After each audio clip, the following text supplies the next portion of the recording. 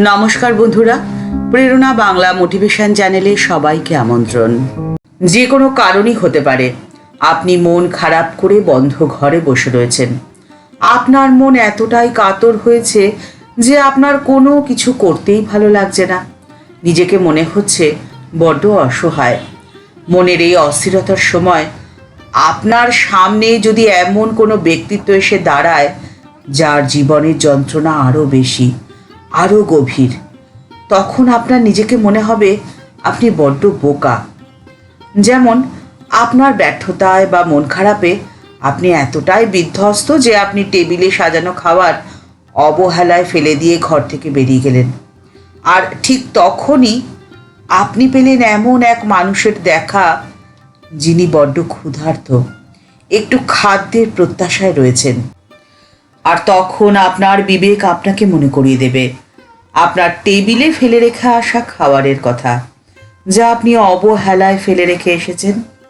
আর সেই মুহূর্তে আপনি মনে করতে বাধ্য হবেন যে আপনার দুঃখ বা আপনার বেদনা এতটাও বেশি নয় যা আপনি অতিক্রম করতে পারেন না, কারণ আপনি তো ঈশ্বরের পুত্র।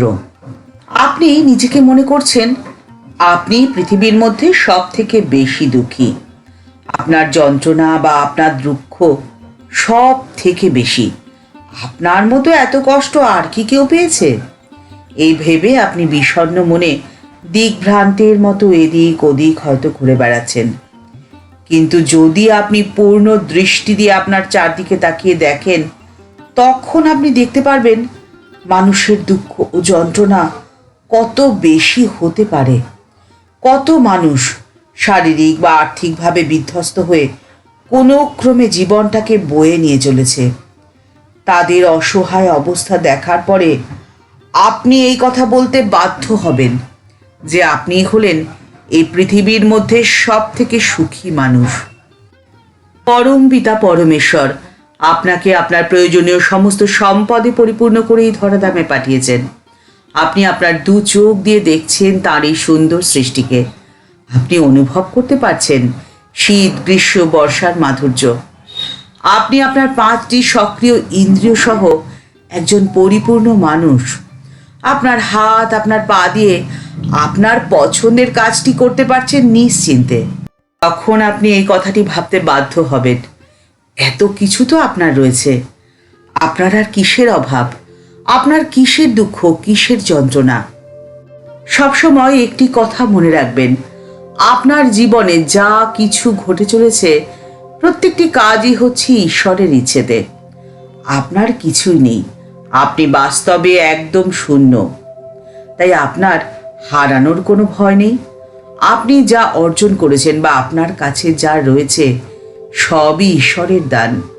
আপনার সফলতা, আপনার সম্পত্তি, আপনার পরিজন সবই তো ঈশ্বরের দান। তিনি আপনাকে যোগ্য মনে করেছেন, তাই দিয়েছেন।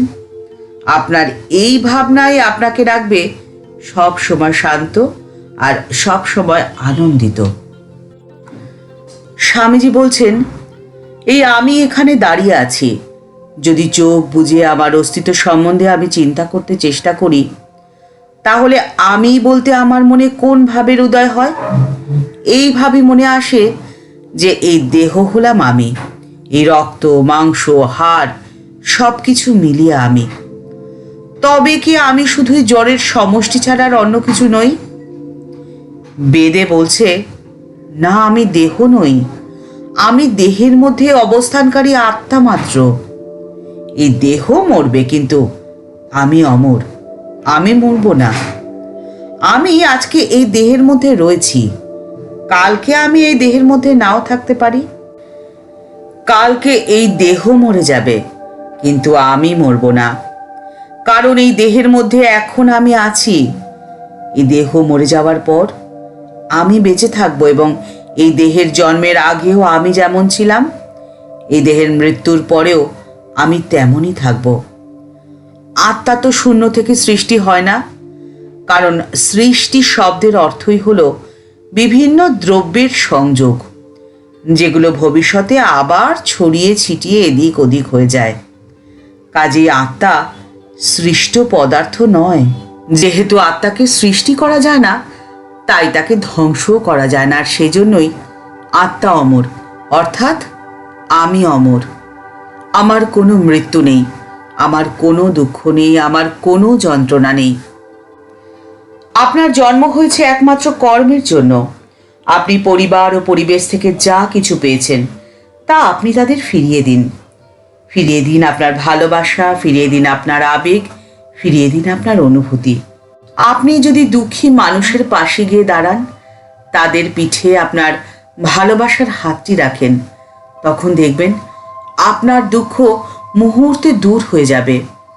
আপনি আজকে যদি একজন সফল মানুষ হন, তখন আপনি আপনার সফলতায় অহংকার করবেন না, হয়ে যান বিনম্র। তাহলে সফলতা আপনার কাছে থাকবে সব সময়। স্বামীজির আমেরিকার সাফল্যের কথা আমাদের প্রত্যেকের জানা।